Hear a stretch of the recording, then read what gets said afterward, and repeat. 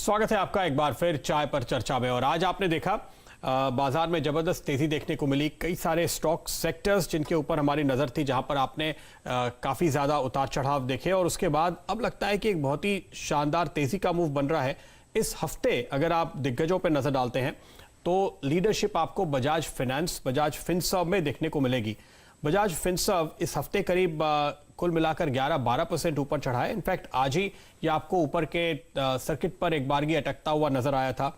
Bajaj finance जिसमें आपने 6.5-7% के आसपास की आज तेजी देखी, पूरे हफ्ते में करीब 10% का मूव आते हुए दिखाई दिया। HDFC में हम एक अच्छा खासा मूव पिछले कुछ दिनों में देख रहे हैं। तो फाइनेंशियल सेक्टर के ये वो स्टॉक हैं जो इस हफ्ते बाजार की इस तेजी को साफ तौर पे लीड करते हुए दिखाई दे रहे हैं और इसकी वजह से आपने एक रिकवरी का मूड देखा है। खास तौर पे ये B2 स्टॉक्स और H2 स्टॉक ऐसे हैं जिनके ऊपर बाजार हमेशा काफी हद तक रिलाई करता है, भरोसा रखता है। तो B2 ने तेजी को लीड करना फिर से शुरू कर दिया है और ये एक अच्छी खबर नजर आएगी। लेकिन आप देखिए तमाम स्टॉक्स, आप चोलामंडलम फाइनेंस पे नजर डालिए मिसाल के तौर पे। डायरेक्टर साहब, उसका हफ्ते भर का मूव आप दिखाइए जहां पे काफी जबरदस्त तेजी का माहौल इस पूरे हफ्ते था। मेरे ख्याल से 25-26% की तेजी आपको वहां आती हुई दिखाई देगी। L&T फाइनेंस में आपने एक तेजी की शुरुआत होते हुए देखी है। यहां पर मूव इतने शार्प नहीं, लेकिन फिर भी शार्प मूव आपने देखे। मुथूट फाइनेंस आपकी स्क्रीन पे होना चाहिए। इस पूरे हफ्ते का मूव मुथूट फाइनेंस का स्क्रीन पर लेकर आए डायरेक्टर साहब। कल ही हमने यहाँ पर एक जबरदस्त मूव देखा 4 अंकों में आने के बाद। देखिए 22-23% की तेजी यहाँ देखने को मिल रही है। एक और स्टॉक आपके स्क्रीन पर होना चाहिए, वो है PEL, पीरामल एंटरप्राइजेस। कल हमने यहाँ पर प्रेशर देखा था लेकिन आज पूरी तरह से निकलता हुआ नजर आया और बहुत जबरदस्त चाल ये भी स्टॉक आपको दिखा रहा है। तो ये NBFC space, financial services, banks, वो सेगमेंट जो बाजार के लिए एक ड्रैग बना हुआ था, अब ऐसा लगता है कि वहां पर तो बाजी पूरी तरह से पलट चुकी है। यतिन, क्या कहते हैं आप?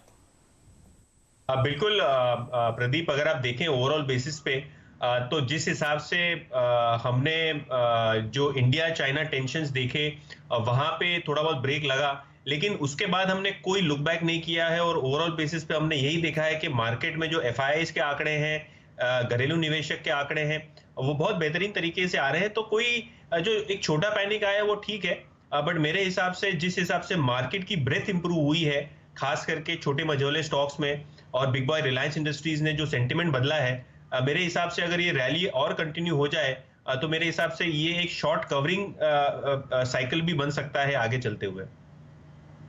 बिल्कुल। तो रिलायंस इंडस्ट्रीज और Reliance partly paid up share जो है रिलायंस PP, इस पर नजर डालिए। क्या शानदार हफ्ता इसके लिए था। बाजार में उतरते ही इसने जो जबरदस्त परफॉर्मेंस दिखाया है और फिर एक और नई डील आती हुई दिखाई दी आपको। नए हाइस बने हैं रिलायंस इंडस्ट्रीज में। तो रिलायंस PP भी आप देखिए 16% की तेजी आपको यहां देखने को मिली। 650 रुपए के आसपास लिस्टिंग का अनुमान था, करीब करीब वहीं पे आया, लेकिन उसके बाद 7 दिन के अंदर, एक हफ्ते के अंदर आपको ये शानदार कमाई देखने को मिल रही है।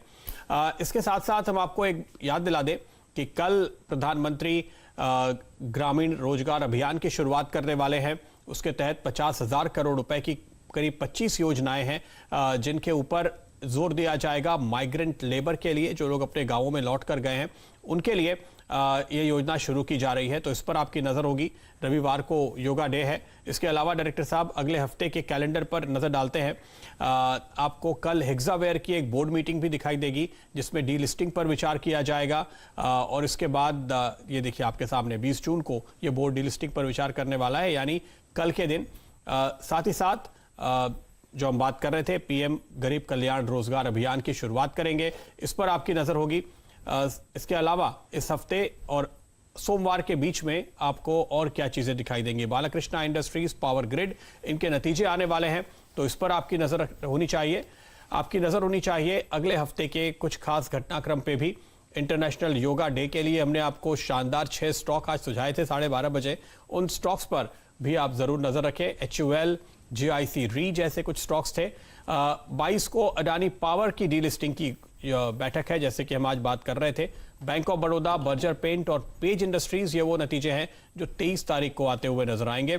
तो PSU बैंक में आप जो मूव देख रहे हैं उसके बाद बैंक ऑफ बड़ौदा पे नजर रहेगी। बलरामपुर चीनी शेयर बाईबैक पर इसका बोर्ड विचार करेगा, तो अगले हफ्ते ये एक अहम ट्रिगर आपके लिए होने वाला है। और AGMs का दौर इस समय चल रहा है, तो उस पर भी आपकी नजर होने वाली है। इंटरेस्टिंगली एसबीआई की एक ईजीएम है जिस पर वोटिंग आज शाम पूरी होगी। ई वोटिंग का मौका 3 दिन के लिए दिया गया है। रूस, चीन और अमेरिका के विदेश मंत्रियों की बैठक में 23 तारीख को भारतीय विदेश मंत्री भी शामिल होंगे।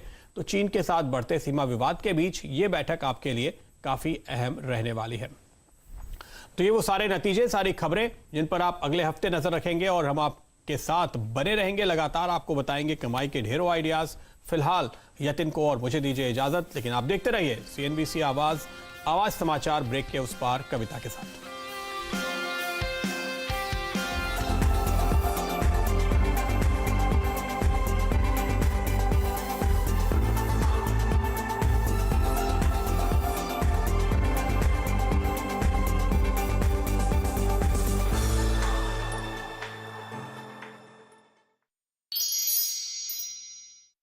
जब भी टाइम और जगह कम होती है मैं योगा चूज करती हूँ और योगा में सूर्य नमस्कार। मेरी वॉच बताती है कि ये किसी कार्डियो वर्कआउट से कम नहीं।